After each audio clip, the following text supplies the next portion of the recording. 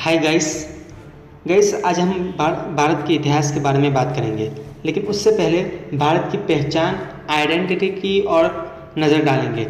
दोस्तों, वीडियो शुरू करने से पहले आपसे रिक्वेस्ट है कि वीडियो को लाइक ज़रूर करें, ज़्यादा से ज़्यादा शेयर करें, इस चैनल को सब्सक्राइब करें और बेल आइकन को भी दबा दें। और गाइस, वीडियो को अंत तक ज़रूर देखें। दोस्तों, पिछले वीडियो में कुछ बातें रह गई थी जो आज पूरा करेंगे।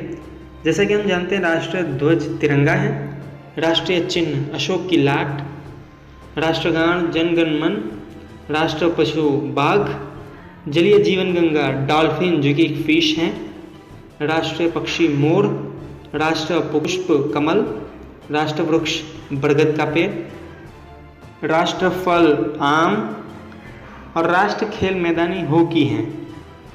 दोस्तों, अब हम संक्षिप्त में जानेंगे भारत के इतिहास को। दोस्तों, भारत का इतिहास 65,000 से 70,000 साल पुराना माना जाता है। पहले के मानव या होमो सेपियंस अफ्रीका से भारतीय उपमहाद्वीप में पहुंचे थे, जहां वे पहले विकसित हुए। इनकी संरचनाएं मेहरगढ़ बलूचिस्तान के अन्य स्थलों में दिखाई दिए। ये धीरे धीरे सिंधु घाटी सभ्यता में विकसित हुई। मेहरगढ़ पुरातात्विक दृष्टि से महत्वपूर्ण स्थान है, जहां नवपाषाण युग के बहुत अवशेष मिले। सिंधु घाटी सभ्यता का आरंभ काल लगभग 3500 ईसा पूर्व से माना जाता है। सिंधु घाटी सभ्यता वर्तमान पाकिस्तान और उससे निकट भारतीय प्रदेशों में फैली हुई थी। 19वीं सदी के विद्वानों के अनुसार आर्यों का एक वर्ग भारतीय उपमहाद्वीप की सीमाओं पर 2000 ईसा पूर्व के आसपास पहुंचे। पहले वे पंजाब में बस गए और ऋग्वेद की रचना की गई। आर्यों द्वारा वैदिक सभ्यता का निर्माण किया गया। वैदिक सभ्यता का संबंध आर्यों के आगमन से है। इसका नामकरण उनके वेदों के नाम पर किया गया। आर्यों की भाषा संस्कृत थी और धर्म वैदिक धर्म या सनातन धर्म के नाम से प्रसिद्ध था। बाद में विदेशी आक्रांताओं द्वारा इस धर्म का नाम हिंदू पड़ा।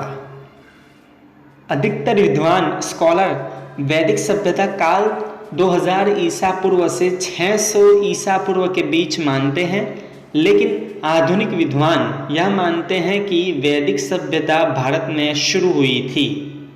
ईसा पूर्व 7वीं शताब्दी और 6ठी शताब्दी सदी में जैन और बौद्ध धर्म समुदाय लोकप्रिय हुए।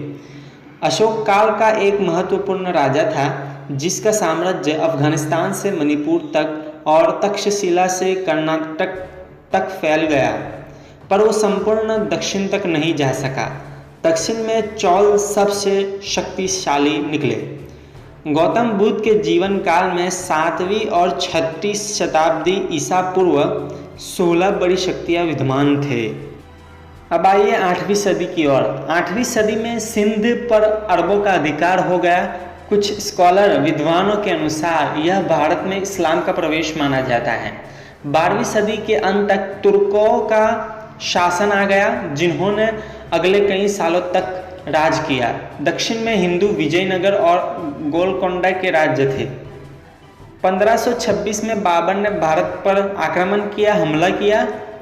बाबर ने मुगल वंश की स्थापना की और अगले 300 से अधिक सालों तक इस साम्राज्य की शासन चला। इस समय दक्षिण पूर्वी तट से पुर्तगाल का समुद्री व्यापार शुरू हुआ। बाबर का पोता अकबर सहिष्णुता, धार्मिक सहिष्णुता के लिए विख्यात था। उसने हिंदुओं पर से जजिया कर हटा दिया। फिर औरंगजेब का काल शुरू होता है। कुछ इतिहासकार उसे कट्टरपंथी कहते थे, जो कि सरासर बेबुनियाद साबित हुए। इसी समय शिवाजी के नेतृत्व में मराठे बहुत शक्तिशाली हो रहे थे। औरंगजेब ने दक्षिण की ओर ध्यान लगाया तो उत्तर में सिखों का उदय हुआ। औरंगजेब के मरते ही 1707 मुगल साम्राज्य बिखर गया। अंग्रेजों ने डच, फ्रांसीसियों और पुर्तगाल को भगाकर भारत पर व्यापार का अधिकार सुनिश्चित किया और 1857 के संग्राम को कुचलने के बाद अंग्रेज सत्ता पर काबिज हुए।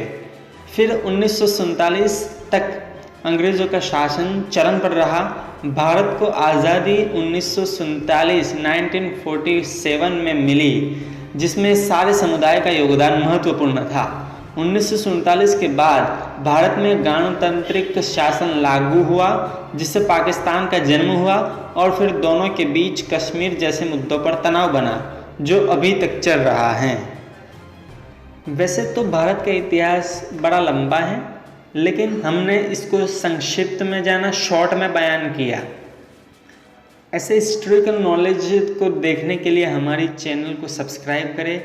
वीडियो अच्छा लगा तो लाइक ज़रूर करें, ज़्यादा से ज़्यादा शेयर करें और बेल आइकन को भी दबा दें। धन्यवाद।